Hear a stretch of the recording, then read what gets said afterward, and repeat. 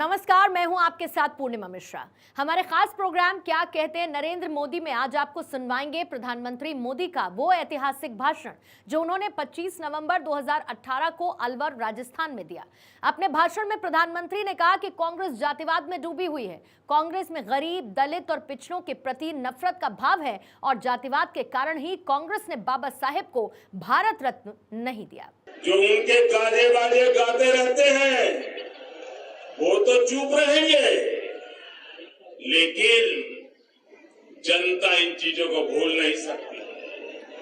जब भी कांग्रेस के मूल स्वभाव प्रकट होता है तो उनकी वाणी में, व्यवहार में यही बातें झलकती हैं।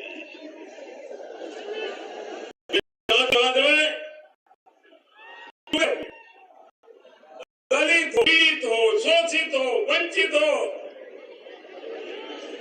गरीब हो, कमजोर हो, उनके प्रति नफरत का भाव कांग्रेस की रगों में भरा पड़ा। भाइयों बहनों,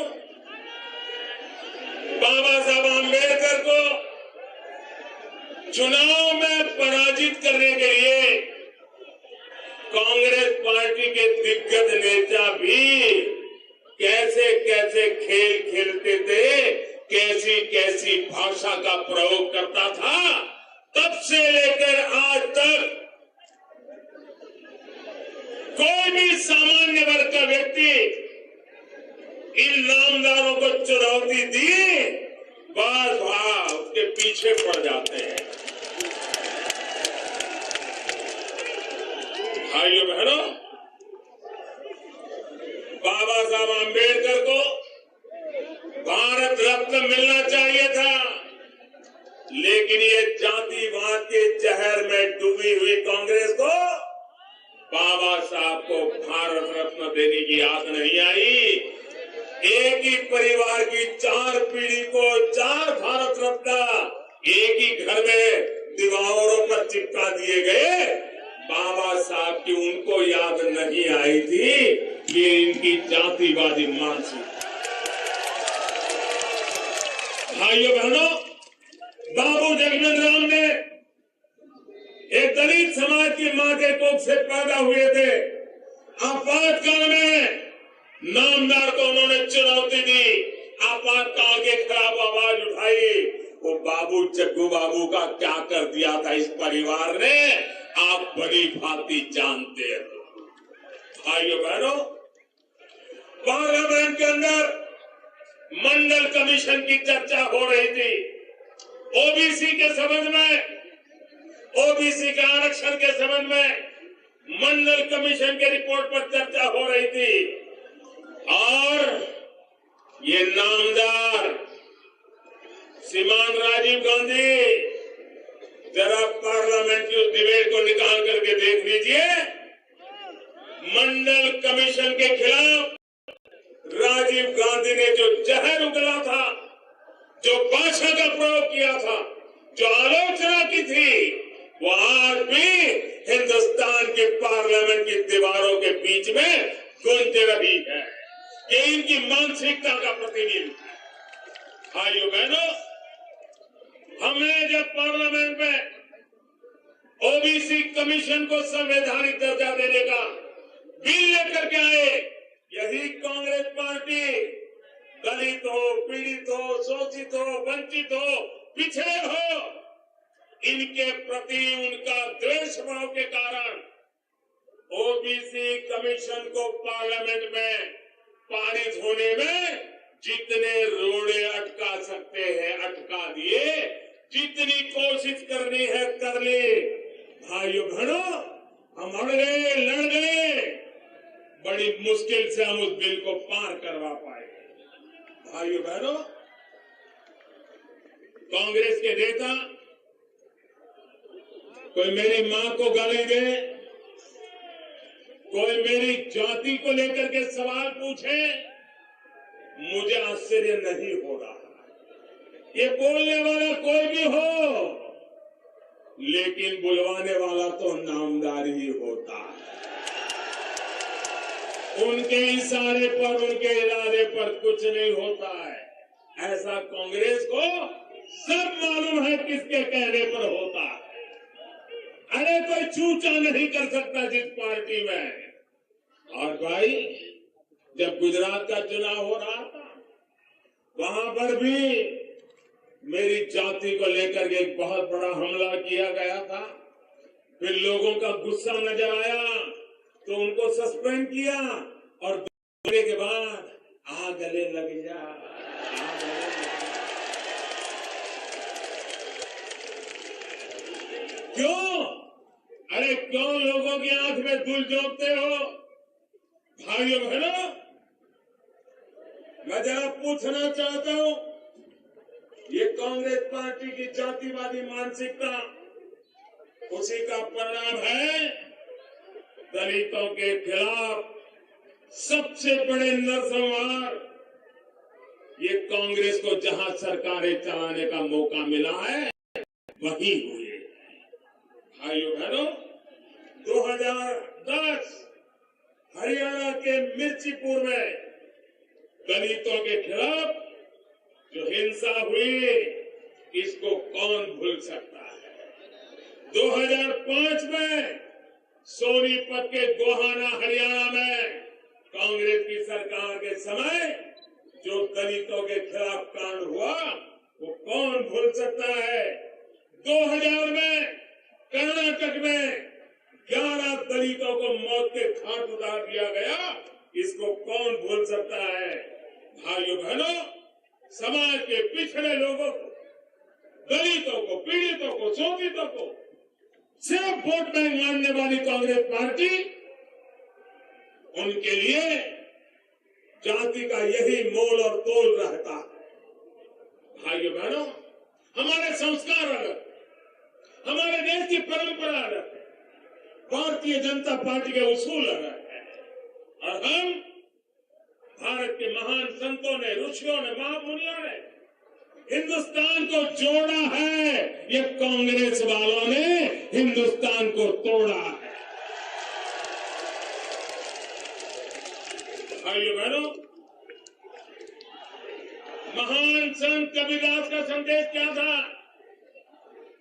महान संत कबीरदास ने कहा था, कबीरा कुआं एक है, कबीरा कुआं एक है, पानी भरे अनेक, बर्तन में ही भेद है, पानी सब में एक। अर्थात ईश्वर आदमी आदमी में कोई भेद नहीं करता है, वो जाति देखता है और न रंग देखता है। आदमी की जो क्षमता होती है, जो उसकी सोच होती है, वो वैसा ही बन जाता है। सिख गुरुओं ने भी एक ही संदेश दिया है और सिख गुरु लगातार कहते रहे हैं, और आज लंगर में जब जाते हैं तो अनुभव भी करते हैं। सिख गुरु यही कहते रहे, मानस की जांच भई एक पहचान भई, मानस की जांच भई एक पहचान भई। अर्थात हर इंसान को बराबर समझो, सबके प्रति भाव रखो। भाइयों बहनों, कांग्रेस को ये पता होना चाहिए, ये धरती संत शिरोमणि वाल्मीकि की धरती है, ये धरती वेद व्यास की है, ये धरती कबीरदास जैसे महान संतों की है, जिन्होंने अपनी महान रचनाओं के द्वारा एकता, समरसता, सामाजिक सद्भाव, उसी का संदेश दिया है। संत रविदास जी ने कहा है, जन्म जात मत पूछिए। संत रविदास जी ने कहा है, जन्म जात मत पूछिए, का जात अरूपात, का जात अरूपात। रविदास पुत सब प्रभु के, रविदास पुत सब प्रभु के, को नहीं जात कुजात, संत रविदास जी ने कहा है कि रविदास जी महाराज कहते हैं नहीं पूछना चाहिए कि कौन किस जाति में पैदा हुआ है, जाति पाति क्या होती है। अरे सभी इंसान के ईश्वर के संतान है, कोई छोटी या बड़ी जाति का नहीं होता है। भाइयों बहनों, संत कबीर के गुरु रामानंद जी ने कहा था, जो हरि को भजे सो हरि का होई, जो हरि को भजे सो हरि का होई। भारतीय जनता पार्टी का भी मंत्र है, सबका साथ सबका विकास, और हमने तो यही संस्कार पाए हैं। गरीब हो, दलित हो, पीड़ित हो, शोषित हो, वंचित हो, किसान हो, महिला हो, गांव का हो, शहर का हो, पढ़ा लिखा हो, अनपढ़ हो, हर कोई हमारे लिए हरि का रूप है, हरि का रूप है। और इसलिए मैं तो यही कहूंगा, जैसे संत रविदास जी ने कहा है, जो हरि को भजे सो हरि का होय, जो गरीब को भजे सो गरीब का होय, जो किसान को भजे सो किसान का होय, जो पीड़ित शोषित वंचित को भजे वो पीड़ित शोषित और वंचित का होय, जो युवा को भजे सो युवा का होय, जो जनता को भजे वो जनता का होय, जो भारत को भजे वो भारत का होय।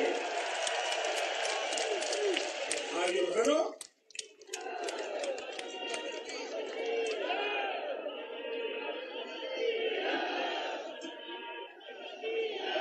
चार पीढ़ी तक जिस पार्टी ने देश में राज किया है,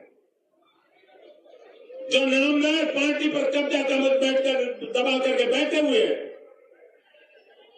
मैं जरा उनसे पूछना चाहता, 5-5, 6-6 दशक राज किया, क्या दुनिया में भारत का मुखिया जाता है तो क्या दुनिया उसकी जात पूछती है क्या? अरे जब भारत का मुखिया जाता है तो दुनिया को मोदी नहीं दिखता है, ना मोदी की जात दिखती है, दुनिया को तो 125 करोड़ हिंदुस्तानी दिखते हैं, एक हिंदुस्तानी। The making of a prime minister. मुश्किलों का अंबार है, वही तो मेरे हौसलों की मीनार है। हिंदुस्तान में 2 प्रधान 2 निशान नहीं चलेंगे। इतनी ताकत ये पाकिस्तान के खिलाफ लगा दे तो आतंकवाद आसान हो गया।